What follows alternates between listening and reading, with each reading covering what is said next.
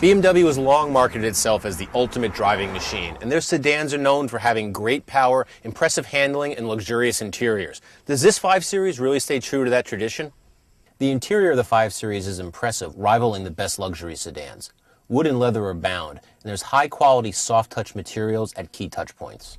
Most people will find it easy to get a comfortable driving position behind the power-adjustable steering wheel. The footwell is also wide, but the wide center console makes it feel cramped for some drivers. Another annoyance is the fixed position of the seatbelt, which pulls on the shoulder of some taller drivers.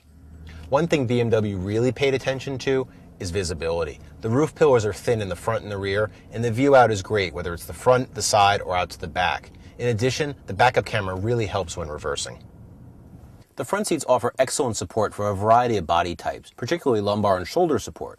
Even though the seats lack aggressive bolsters, they do provide plenty of lateral support. The rear seat's roomy enough for 2 adults, but adding in a third means it's going to be a bit crowded.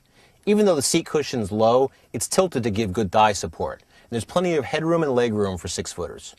Unfortunately, the positives end when it comes to the controls. The gauges are clear and straightforward, but the steering wheel rim can block them. Complicated controls have sort of become a new BMW tradition. While significantly improved from previous generations, iDrive is still a major distraction. There is a better menu system and more hard keys on the dash. Still, it takes far too many steps to perform simple tasks like tuning the radio, and the controller is mounted closer to the passenger rather than the driver. And that controller, it lacks the tactile feel that we really liked in previous generations. Lots of minor controls cause annoyances too. For example, the turn signal and wiper control stalks, well, they return to their center position rather than stay where you left them. The gear shift lever is also unintuitive. You have to push forward from park to engage reverse.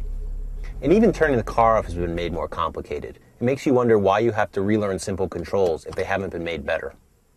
So even though BMW really hasn't improved the controls, at least the 5 Series retains the sportiness of the previous generation, right? Well, not really.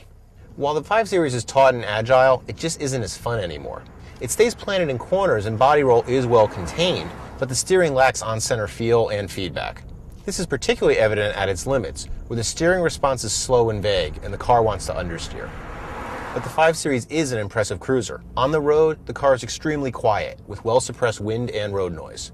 The 5 Series normally rides really well, with impressive body control and isolation. But there's one weak point.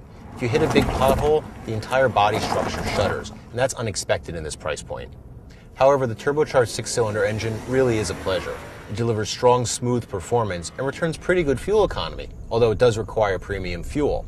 The 8-speed transmission shifts smoothly and seamlessly. So what we have here is an entirely different BMW 5 Series. It's a fast, efficient, and comfortable highway cruiser, but no longer a backroad burner. It seems like BMW's been targeting Mercedes-Benz and Lexus with this 5 Series, and not the ultimate driving machine.